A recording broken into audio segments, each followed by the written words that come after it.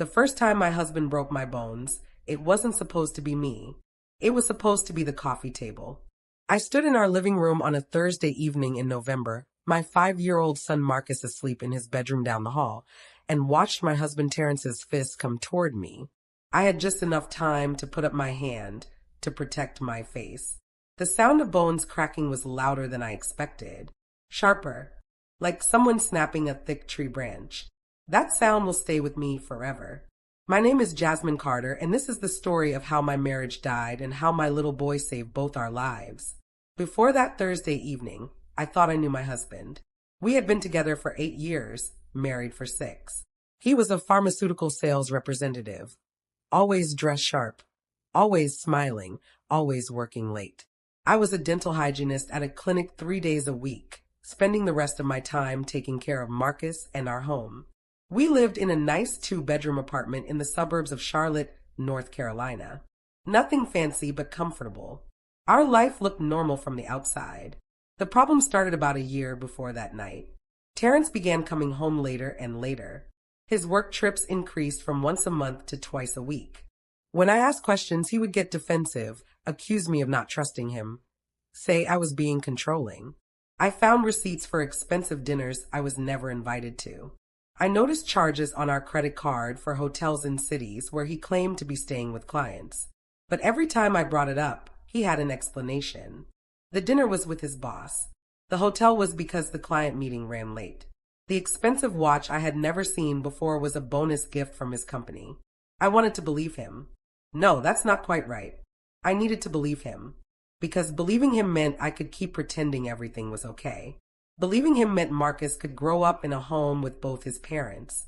Believing him meant I didn't have to face the truth that was already eating away at my gut every single day. Then I met Keisha. Not on purpose. It was an accident, the kind that changes everything. I was at the grocery store on a Saturday afternoon with Marcus. He was pushing the little kid-sized cart, carefully placing items inside like he was playing house. I was comparing prices on pasta sauce when I heard a woman's voice behind me. "Excuse me, are you Jasmine?"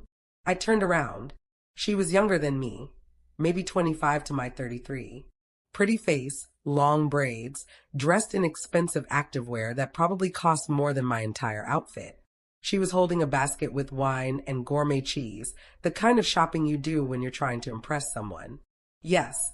I didn't recognize her. "I thought that was you. Terrence showed me your picture." She smiled, friendly and open, like we were old friends meeting for coffee. My stomach dropped. "I'm sorry, who are you?" "Oh my God, he didn't tell you about me?" Her face fell, and I saw something flicker in her eyes. Guilt, maybe. Or calculation. "I'm Keisha. I work with Terrence. We've been doing the Eastern region accounts together for about 6 months now." I had never heard her name before. Not once. Marcus tugged on my sleeve. "Mama, can we get the dinosaur pasta?" "Sure, baby." I kept my eyes on Keisha. "Terrence has never mentioned you." "Really?" She tilted her head, and now I was sure I saw calculation. "That's strange. We spend a lot of time together. In fact, we just got back from a conference in Atlanta last weekend. We stayed at the Ritz. It was beautiful. Last weekend, Terrence had told me he was visiting his sick aunt in Virginia. My hand gripped the shopping cart handle, so tight my knuckles went white. The Ritz in Atlanta. Last weekend. Yeah. She watched me carefully now. We had adjoining rooms. Made it easier to go over presentations. Adjoining rooms. My vision got blurry around the edges. Marcus was still pulling on my sleeve, saying something about chicken nuggets, but his voice sounded far away, like he was underwater. "Listen," Keisha said, and her voice dropped low, became almost gentle. "I'm not trying to cause problems.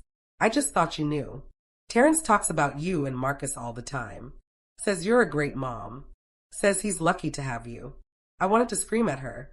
I wanted to grab those expensive braids and slam her face into the pasta sauce display. Instead, I smiled. A big, fake smile that made my face hurt. "Well, it was nice meeting you, Keisha. Marcus and I need to finish shopping." I didn't confront Terrence that day, or the next day. I played detective instead. I started paying attention to everything. I checked our credit card statements and found charges I had missed before. Hotels, not just one or two, but dozens over the past 6 months. Restaurants, jewelry stores, a charge for $500 at Victoria's Secret that I definitely had not benefited from. I went through his text messages one night when he was in the shower. He had deleted most of them, but he wasn't careful about his email. In his trash folder, I found reservation confirmations, receipts for couples massages, an email from Keisha with the subject line, "Missing you already," sent the day after one of his supposed business trips. The evidence piled up, piece by piece, until I couldn't ignore it anymore. My husband was cheating on me, had been for months, and he was spending our money, the money I earned cleaning teeth and dealing with difficult patients, on his mistress. I made copies of everything, printed out the emails, photographed the receipts, downloaded the credit card statements. I didn't know what I was going to do with all of it yet, but some instinct told me I needed proof. I hid everything in a folder under Marcus's bed, the one place Terrence would never look because he barely went in our son's room anyway. Then came that Thursday evening in November. I had planned to wait, to gather more evidence, maybe talk to a lawyer first. But that afternoon, I got a call from our credit card company. Our account was over the limit. There was a hold on a charge of $3,000 for a jewelry store. When I called Terrence, he didn't answer. When I called again, he sent me to voicemail. By the time he got home at 7:30 that evening, I had worked myself into a quiet rage. Not the loud, screaming kind. The cold, calculating kind that sits in your chest like a block of ice.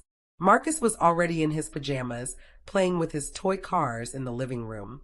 Terrence walked in, loosened his tie, and kissed the top of my head like everything was normal. "How was your day?" he asked. "Interesting," I said. "The credit card company called." His whole body went stiff. "Oh yeah? What about?" "About the $3,000 charge at Tiffany's that got declined, because our card is maxed out." He didn't say anything for a long moment, just stood there, still holding his briefcase, tie half undone. "Terrence," I said quietly, "is there something you want to tell me?" "It was for work," he said finally. "A gift for a client's wife." "Really?" "Because I've been going through our statements. All those hotels, all those dinners, all those trips. The Victoria's Secret charge, the spa treatments, those were all for work too." His face changed. The mask he usually wore slipped, and I saw something underneath that scared me. Not guilt, not even anger. Something colder. "You went through my stuff?" "Our stuff," I corrected. "Joint account, remember? Everything we've built together. You had no right. I had every right. I'm your wife. Are you?" He set down his briefcase slowly. "Because lately you've been acting more like a warden. Checking up on me, questioning me, going through my things. Maybe because you've been lying to me. About everything." Marcus had stopped playing with his cars. I could see him out of the corner of my eye, sitting very still, watching us. "I met Keisha," I said, "at the grocery store. She told me about Atlanta, about the Ritz, about the adjoining rooms." Terrence's jaw clenched. "She shouldn't have done that." "So it's true. Jasmine. How long?" I asked. "How long have you been sleeping with her?" "It's not like that." "Then what is it like? Explain it to me. Because from where I'm standing, it looks like you've been cheating on me for months, spending our money on your mistress, and lying to my face every single day." "You don't understand the pressure I'm under," he said, and his voice was rising now. "Working all day, dealing with quotas and bosses breathing down my neck. Coming home to you complaining about bills and asking where I've been. I needed someone who understood me, someone who made me feel appreciated." I laughed. It came out bitter and sharp. "You needed someone who made you feel appreciated? You know what I needed? A husband who came home at night. A father for Marcus who actually paid attention to him. A partner who didn't spend $3,000 on jewelry for his side piece while I'm clipping coupons to buy groceries. Don't you dare talk about her like that." His voice went low and dangerous. "Mama." Marcus's small voice cut through the tension. "Why are you and Daddy yelling?" "Go to your room, baby," I said softly. "Mama and Daddy need to talk." "Listen to your mother," Terrence snapped. Marcus scrambled up and ran down the hallway. I heard his bedroom door close. We're done, I said quietly. This marriage is over. You don't get to decide that. I just did. Tomorrow I'm calling a lawyer. That's when everything went wrong. Terrence moved fast, crossing the room in 2 steps. He grabbed my arm, fingers digging in hard enough to bruise. You're not going to do anything, he said. You're not going to embarrass me. You're not going to ruin what I've built. I tried to pull away. Let go of me.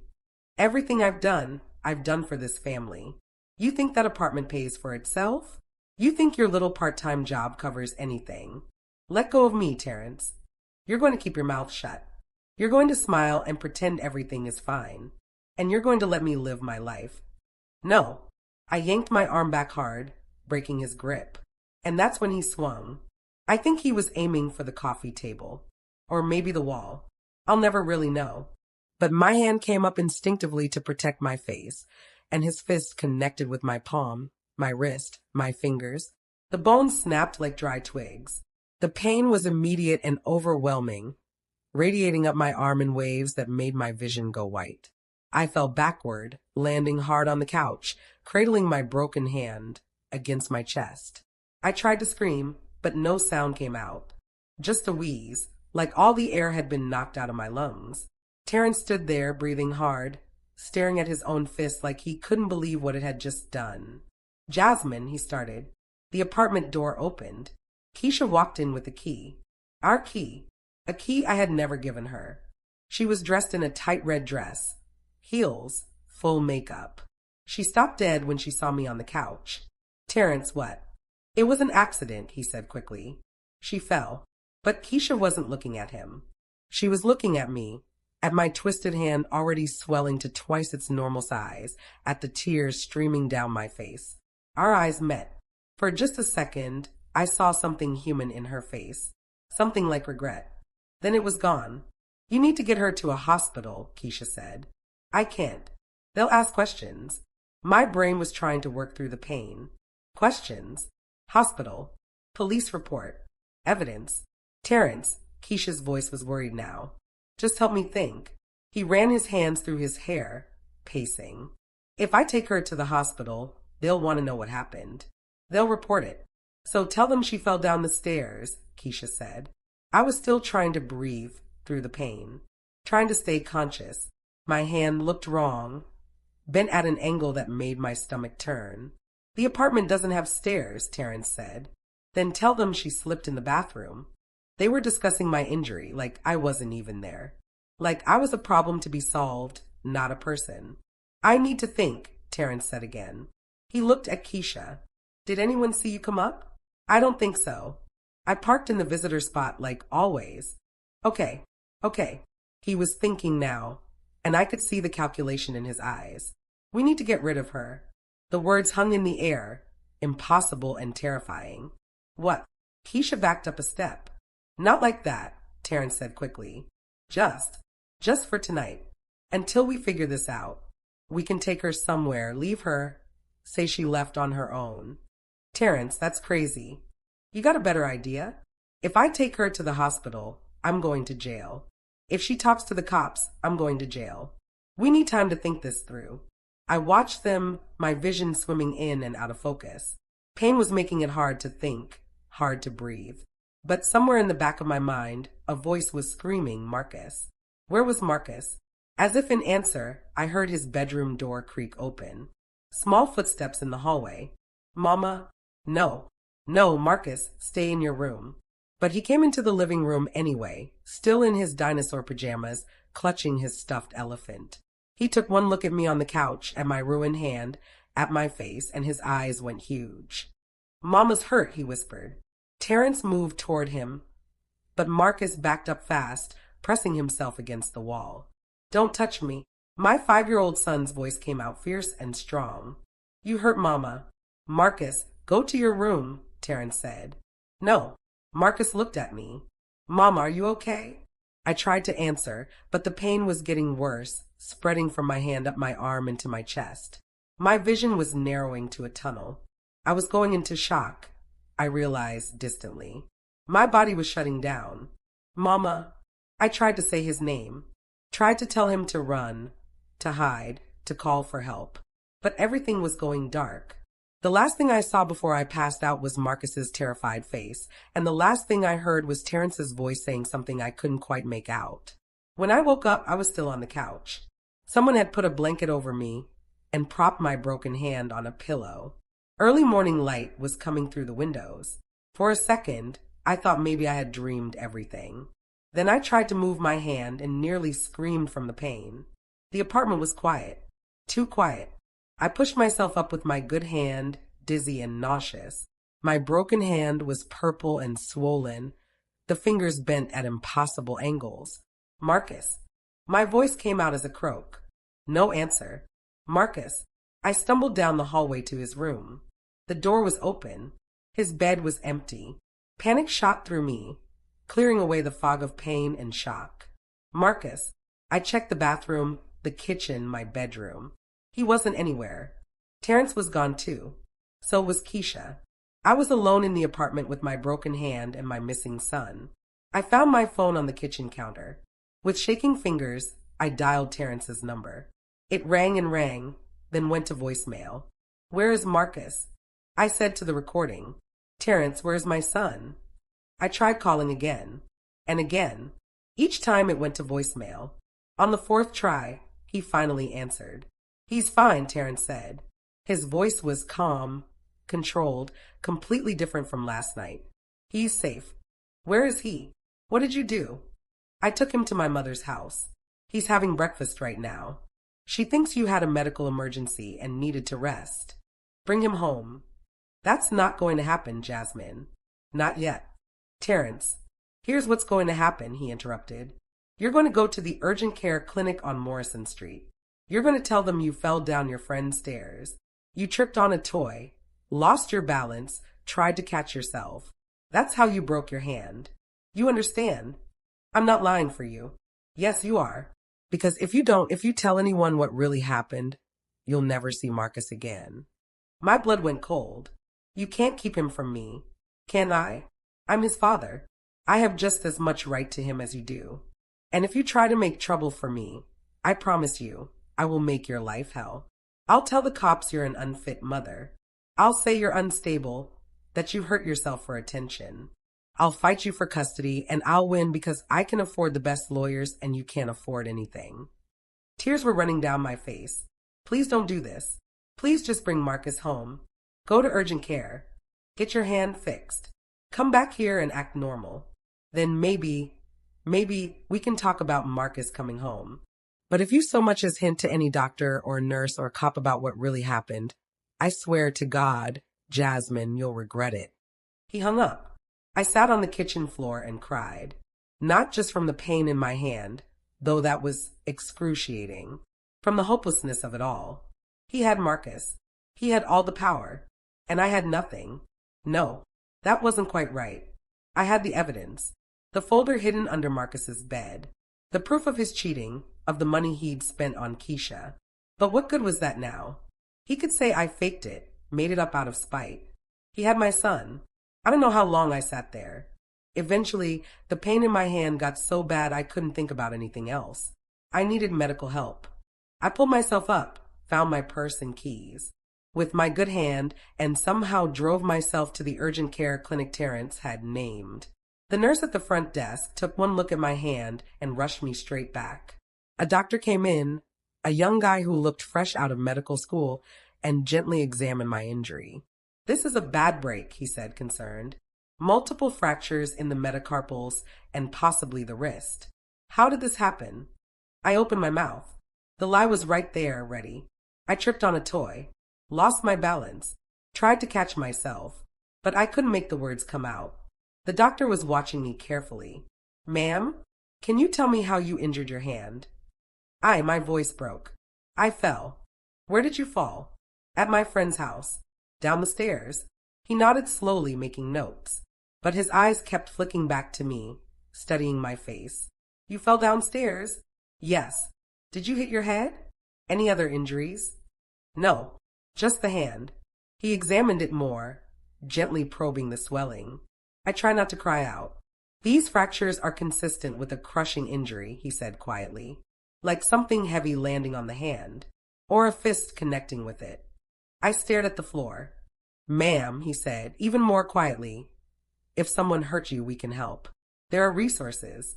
We can call the police right now, get you somewhere safe. I wanted to say yes. Wanted to tell him everything. Wanted to beg him to help me get Marcus back. But Terrence's threat echoed in my mind. You'll never see Marcus again. I fell downstairs, I repeated. The doctor sighed. He finished his examination, sent me for x-rays, and confirmed what he'd suspected. 3 broken bones in my hand, 1 fractured wrist bone. I would need a cast for at least 6 weeks, possibly surgery if the bones didn't align properly. While the nurse was wrapping my hand in a cast, she leaned in close. Honey, if you need help, there's a women's shelter on Baker Street. They have people who can help you and your kids get away safely. I'm fine, I whispered. The number is 555-0147. I'm going to write it on your discharge papers. She did, right at the bottom, in small handwriting. A phone number that might as well have been a lifeline. When I got back to the apartment, Terrence was there with Marcus. My son ran to me, threw his arms around my waist. Mama, are you okay? Daddy said you had to go to the doctor. I knelt down, hugging him with my good arm, holding him as tight as I could. I'm fine, baby. Mama just hurt her hand a little bit. Marcus looked at the cast, eyes wide. Does it hurt? Not too much. Terrence stood in the kitchen doorway, watching us. When Marcus finally let go and ran to his room to get a toy to show me, Terrence came closer. You did good, he said quietly. I didn't look at him. Didn't trust myself to speak. We're going to put this behind us, he continued. It was an accident. It won't happen again. We'll go back to normal. Normal. The word tasted like poison. Yes, normal. I'll be more careful. And you'll be more understanding. We can make this work. I looked up at him then. Really looked at him. At this man I had married, who I had loved, who I had trusted with my life, and my son's life. And I saw a stranger. A dangerous stranger. Okay, I said. Because what else could I say? Over the next few days, I played along. I smiled when Terrence kissed me goodbye in the mornings. I thanked him when he helped me with tasks I couldn't do one-handed. I pretended everything was fine when he told Marcus that Mama's accident was just bad luck, nothing to worry about. But at night, when everyone was asleep, I got that folder out from under Marcus's bed. I studied every receipt, every email, every statement. And I started to form a plan. I couldn't go to the police. Not yet. Not when Terrence could take Marcus away. But I could prepare. I could gather more evidence. I could make sure that when the time came, I would have everything I needed to destroy him. I started with money. Using my good hand and a lot of patience, I opened a new bank account that Terrence didn't know about. I put it in just my name, at a different bank than we normally used. Every time I got paid from the dental clinic, I would deposit a little bit into the secret account. Not enough that Terrence would notice, just $20 or $30 at a time. It was slow, but it was something. I contacted a lawyer. Not to file for divorce, not yet, but just for a consultation. Her name was Patricia Okafor, and she specialized in domestic violence cases. I met her at her office on a Monday afternoon, when Terrence thought I was at work. Patricia was in her 50s, with kind eyes and a no-nonsense attitude. She listened to my story without interrupting, taking notes. When I finished, she set down her pen. You understand that what your husband did was assault. You could press criminal charges. I know, but he has my son. He doesn't have the legal right to keep Marcus from you. You're the mother. You have equal custody rights. But he said he'd fight me, that he'd say I was unstable, that I hurt myself, that he'd take Marcus away for good. Patricia leaned back in her chair. Let me tell you something about men like your husband. They use fear as a weapon. They make threats to keep you under control. But the reality is, with the evidence you've gathered, you have a strong case. The hotel receipts, the credit card statements, the emails. All of that shows a pattern of infidelity and financial mismanagement. And the fact that he broke your hand and threatened you, that's assault and intimidation. But what if he really does take Marcus? He won't. Not if we do this right. Patricia opened a drawer and pulled out some papers. First, we document everything. You already did a good job with the evidence of his affair. Now, we need to document the abuse. That means taking photos of your hand, saving any threatening text messages or voicemails, keeping a journal of every incident. I didn't tell the doctor what really happened. I know. A lot of women don't, especially when children are involved. But the medical records still help. They show you were injured seriously enough to need a cast. And if we can get your son to tell us what he saw that night, that's even better evidence. My stomach clenched. I don't want to put Marcus through that. I understand. But sometimes children have to tell the truth about what they witnessed, especially in custody cases. We'd have a child psychologist present, someone trained to talk to kids about difficult things. Marcus wouldn't have to testify in court unless absolutely necessary. I thought about my sweet boy, about how scared he'd been that night, about how he'd yelled at Terrence to stop hurting me. What if Terrence finds out I'm doing all this? Then we move quickly. We file for emergency custody, get a restraining order, and make sure you and Marcus are somewhere safe before he can react. But that's only if he finds out. If we're careful, we can build our case without him knowing. Over the next 3 weeks, I did everything Patricia told me. I kept a detailed journal, writing down every suspicious thing Terrence did, every time he came home late, every time he lied about where he'd been. I took photos of my cast from every angle. I saved every text message. And I waited. Terrence was being careful too. He came home earlier. He didn't mention Keisha. He was attentive and apologetic, buying me flowers, ordering my favorite takeout, telling Marcus what a wonderful mother I was. To anyone looking from the outside, we would have seemed like a normal family going through a rough patch, but working it out. But I knew better. I saw the way he looked at me when he thought I wasn't watching. The calculation in his eyes. The anger barely concealed behind the fake smiles. Then Marcus gave me the piece of evidence I didn't even know I needed. It was a Saturday afternoon. I was sitting on the couch, trying to write left-handed in my journal, when Marcus came and climbed into my lap. He was quiet for a long moment, just leaning against me. Then he said in a small voice, "Mama, I was really scared that night." "What night, baby?" "When Daddy hurt you." I put down my pen. "You saw what happened?" "I heard you and Daddy yelling. So I came out of my room. And I saw Daddy hit you." His voice got even smaller. "I saw your hand all wrong." "Oh, Marcus, I wanted to help you, Mama, but I didn't know what to do." I hugged him carefully, mindful of my cast. "You were so brave." "After you went to sleep, Daddy and that lady were talking really loud. The one with the long hair. Keisha. I don't know her name, but Daddy was really mad. He said they needed to hide something. Something about the phone." My heart started beating faster. "What phone?" "I don't know. But Daddy said he needed to make sure nobody found his phone. The special one. A special phone. Terrence had a second phone I didn't know about." "Where was this phone, Marcus?" "Did you see it?" "Daddy put it in his car. In the place under the seat." The next day, while Terrence was in the shower and Marcus was watching cartoons, I snuck out to his car. My hand was shaking so bad I could barely unlock the door with his spare key. I had to do everything one-handed, which made it harder. I found the phone exactly where Marcus said it would be. A cheap burner phone, the kind you buy at convenience stores with cash. I turned it on. No password. The text messages made me physically sick. Dozens of messages between Terrence and Keisha. Explicit messages. Messages about me. The wife is getting suspicious. We need to be more careful. Messages about Marcus. The kid is always in the way. I wish we could just get rid of both of them. Get rid of both of them.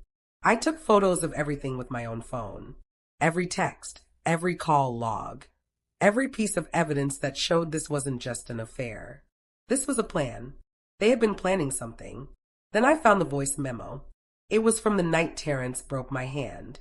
He must have accidentally started recording when he pulled out the phone. I pressed play. Terrence's voice, "We need to get rid of her." Keisha's voice, "What?" Terrence, "Not like that. Just for tonight. Until we figure this out." Keisha, "Terrence, that's crazy." Terrence, "You got a better idea? If I take her to the hospital, I'm going to jail. If she talks to the cops, I'm going to jail." And then, later in the recording, after I had passed out, Terrence, "Check if she's breathing." Keisha, she's unconscious. We need to call an ambulance. Terrence, no. No ambulances. No hospitals. We'll deal with this ourselves. Keisha, what if she dies? Terrence, then we say she fell. Or we say she attacked me and I defended myself. We'll figure it out. The recording ended. I sat in Terrence's car, holding this burner phone, and realized I was listening to a man discuss whether to let me die. Not in the heat of the moment. Not in a panic. Calmly. Calculating. Like I was a problem to solve instead of a person. Instead of the mother of his child. I took the phone, pulled the SIM card, hid it in my purse, put the empty phone back where I found it. Terrence wouldn't realize it was gone for a while, and by then, it would be too late. That afternoon, I met with Patricia again. I showed her everything. The text messages, the voice recording, Marcus's statement about what he saw. Patricia listened to the voice recording 3 times. Her face got harder with each listen. This changes everything, she said finally. This is evidence of premeditation. He wasn't just abusive in the heat of the moment. He and his mistress actively discussed covering up your injury and potentially letting you die. That's conspiracy to commit assault. Maybe even attempted murder, depending on how a prosecutor wants to charge it. Can we use this? I took it from his car without permission. In North Carolina, if one party to a conversation consents to recording, it's legal. Terrence recorded himself. He's that party. The fact that you found the recording and are presenting it to authorities isn't illegal. But we need to move fast. Once he realizes the phone is gone, he's going to panic. What do we do? Patricia pulled out her phone. I'm calling a friend at the DA's office. We're filing charges today, and we're getting an emergency restraining order and custody order. You and Marcus are not going back to that apartment tonight. Everything happened fast after that. The police came to the apartment with Patricia while Terrence was at work. They escorted me and Marcus out while I packed bags of our clothes and important documents. Marcus kept asking where we were going. I told him we were having an adventure, going to stay somewhere new for a while. We went to a safe house, a place for women and children fleeing domestic violence. It wasn't fancy, just a regular house in a regular neighborhood with bedrooms and a shared kitchen and living room. But it was safe. Guards at the door. Strict rules about who could enter. Terrence wouldn't be able to find us here. That evening, while Marcus was watching TV with some other kids in the common room, Patricia called me with an update. The police arrested Terrence at his office this afternoon. He's being charged with assault, intimidation, and conspiracy. They also brought in Keisha for questioning. She's trying to make a deal, claims she was scared of Terrence too and didn't know what to do. But her text shows she was a willing participant. What happens now? First, there will be an arraignment. That's where they formally charge him and set bail. With the recording and your medical records, I don't think they'll give him bail, but we'll see. Then we go to family court for emergency custody. With the criminal charges pending, you'll almost certainly get full temporary custody of Marcus. Terrence will get supervised visitation at most. Will I have to testify? Eventually, yes, at the criminal trial. But that won't be for months. For now, you just need to focus on staying safe and taking care of Marcus. That night, I lay in a narrow bed in a small room, listening to Marcus breathe in the other narrow bed next to mine. My hands still hurt. My whole body hurt, actually. But for the first time in weeks, I felt like I could breathe. The next morning, Marcus and I had breakfast in the shared kitchen with 3 other mothers and their children. One woman, Shanice, had 2 girls who immediately adopted Marcus as their little brother. They played together while we adults drank coffee and talked in quiet voices about lawyers and court dates and restraining orders. How long have you been here? I asked Shanice. 2 months. We're moving into our own apartment next week. That must feel good. It does. But I'm still scared, you know? Scared he'll find us. Scared of starting over with no money. She paused. But it's better than being scared in my own home. At least this fear is moving me forward instead of keeping me stuck. Her words stayed with me. Moving forward instead of staying stuck. Patricia called that afternoon with news. Terrence made bail. $100,000. His mother put up her house. My heart sank. He's out. Don't panic. The restraining order is still in place. He's not allowed within 500 feet of you or Marcus. If he violates that, he goes straight back to jail. And the custody hearing is tomorrow. We're going to make sure he can't take Marcus. The custody hearing was in a small courtroom that smelled like old wood and stale coffee. I sat next to Patricia at a table, Marcus next to me coloring in a coloring book the court had provided. Across the room, Terrence sat with his lawyer, an expensive-looking man in a designer suit that probably cost more than I made in a month. Terrence looked different, smaller somehow. When our eyes met, I didn't look away. I wanted him to see that I wasn't scared anymore, that he had no power over me. The judge was a black woman in her 60s named Judge Harrison. She reviewed the case file, looked up at both of us, and got straight to business. This is an emergency custody hearing regarding Marcus Carter, age 5. Mr. Carter, you're currently facing criminal charges including assault and intimidation. Is that correct? Terrence's lawyer stood. Yes, Your Honor. But those charges haven't been proven. My client maintains his innocence. Noted. But we're not here to determine guilt in the criminal case. We're here to determine what's in the best interest of the child. Judge Harrison looked at me. Mrs. Carter, do you have evidence that Mr. Carter poses a danger to you or your son? Patricia stood. Yes, Your Honor. We have medical records showing Mrs. Carter sustained multiple fractures to her hand. We have a voice recording of Mr. Carter discussing covering up the injury. And we have testimony from the child himself about what he witnessed the night of the assault. The child is 5 years old, Terrence's lawyer objected. Children that age can be coached. They can't distinguish reality from imagination. Judge, if I may, Patricia said. We also have text messages from Mr. Carter's phone discussing getting rid of his wife and child. Messages that say, and I quote, "The kid is always in the way. I wish we could just get rid of both of them." This shows a pattern of viewing his child as an obstacle rather than a person to protect and care for. Terrence's face went white. His lawyer whispered something to him urgently.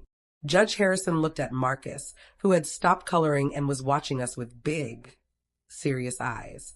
Young man, can you tell me what you saw the night your mama got hurt? Marcus looked at me. I nodded encouragingly.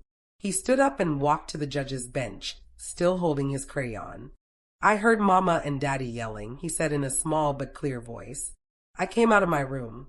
Daddy hit Mama and her hand got all wrong. Then Mama went to sleep and Daddy and the lady with long hair were talking about hiding stuff. What lady is that? I don't know her name, but she comes to our house sometimes when Mama's at work. Terrence closed his eyes. Judge Harrison made notes. Thank you, Marcus. You can sit back down. She looked at Terrence. Mr. Carter, do you have anything to say? Terrence stood up. Your Honor, I love my son. I would never hurt him. What happened with my wife was an accident. I was trying to grab something off the table and I didn't see her hand. The rest of this is being blown out of proportion by her lawyer. An accident. Judge Harrison's voice was flat. Mr. Carter, I've been on this bench for 23 years. I've heard every excuse there is. But I've never heard a man accidentally break his wife's hand in 3 places while trying to grab something off a table. And I've certainly never heard a voice recording of someone discussing whether to let their injured wife die be described as blown out of proportion. Terrence sat back down. Here's what's going to happen, Judge Harrison continued. Mrs. Carter is awarded full temporary custody of Marcus. Mr. Carter, you will have supervised visitation 2 hours per week at the Family Services Center. You will pay child support, the amount to be determined at a later hearing. And you will have no contact with Mrs. Carter except through your lawyers. This order is effective immediately. Do you understand? Yes, Your Honor, I said. Terrence said nothing. Mr. Carter, do you understand? Yes, he finally said, his voice barely audible. We left the courthouse in Patricia's car. Marcus fell asleep in the back seat almost immediately, exhausted from the stress. Patricia drove us back to the safe house. You did good today, she said. I just told the truth. That's harder than you think. A lot of women can't do it. They're too scared, or they've been beaten down for too long, or they still hope things will get better somehow. But you were strong. You protected yourself and your son. That takes courage. I don't feel courageous. I feel tired. That's normal. You're going to feel tired for a while. But you're through the worst of it now. From here on out, things get better. She was right. Things did get better. Slowly, but they did. We stayed at the safe house for another month while Patricia helped me find an apartment I could afford on my dental hygienist salary. It wasn't big. Just a one-bedroom in a complex across town from where Terrence and I had lived. But it was mine. My name on the lease. My key to the door. My safe space. Marcus got the bedroom. I slept on a pull-out couch in the living room. He decorated his room with dinosaur posters and organized his toy cars on shelves I installed myself, using just one hand since my cast wasn't off yet. The first night in our new apartment, after Marcus was asleep, I sat on my couch and cried. Not sad tears, relief tears, freedom tears, tears for the woman I had been, who had been so scared and so stuck, and tears for the woman I was becoming, who was learning how to be strong. Terrence's criminal trial happened 6 months later. By then, my cast was off and my hand was mostly healed. I could use it again, though it still hurt when it rained and I didn't have as much grip strength as before. I had to testify, had to sit in the witness box and tell a room full of strangers about the worst night of my life. Terrence's lawyer tried to make me look like a liar, like a vengeful ex-wife making things up. But Patricia had prepared me well. I stayed calm. I told the truth. And when they played that voice recording in open court, when everyone heard Terrence discuss letting me die, there was no argument left to make. The jury found him guilty on all charges: assault, intimidation, conspiracy. He was sentenced to 3 years in prison. Keisha took a plea deal. She testified against Terrence and got 2 years probation. Last I heard, she moved to another state. I never saw her again. At the civil divorce trial, the judge awarded me full custody of Marcus, child support payments, and half of all our marital assets. Terrence's lawyer tried to argue that I wasn't entitled to anything since I was the one who filed for divorce, but Patricia shut that down fast with all the evidence of his infidelity and abuse. I got to keep the car, got half the value of his retirement fund, got a judgment for all the money he had spent on Keisha using our joint funds. The judge ordered him to pay me back $15,000 for the hotels, dinners, and jewelry. I'll probably never see that money. But just having it on record, having a judge officially say that what he did was wrong and he owes me for it, that was worth something. A year after the divorce was final, Marcus and I were eating breakfast in our kitchen. He was 6 now, in 1st grade, doing well in school.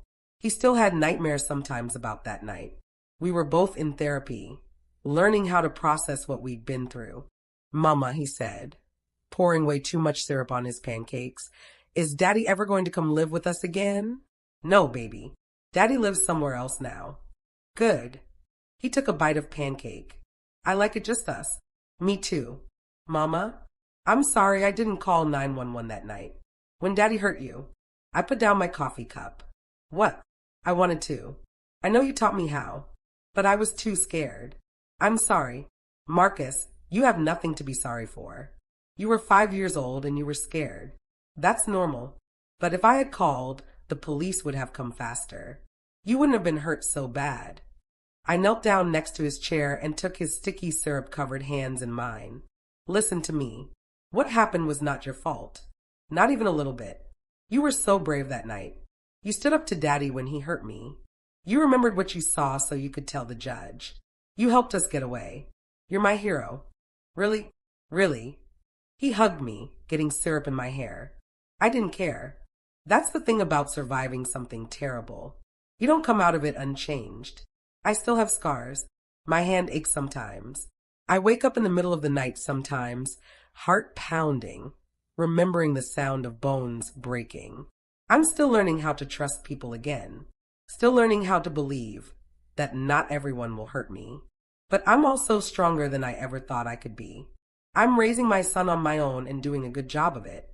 I'm working full-time and going to night school to become a dental hygienist supervisor. I'm building a life that's mine, that no one can take away from me. Last week, Marcus and I went to the park. He was playing on the swings while I sat on a bench reading a book. A man came and sat down next to me. Not too close, respectable distance. He smiled. Beautiful day, he said. I looked at him. He was about my age, nice smile, kind eyes. Yes, I agreed. Is that your son? Yes.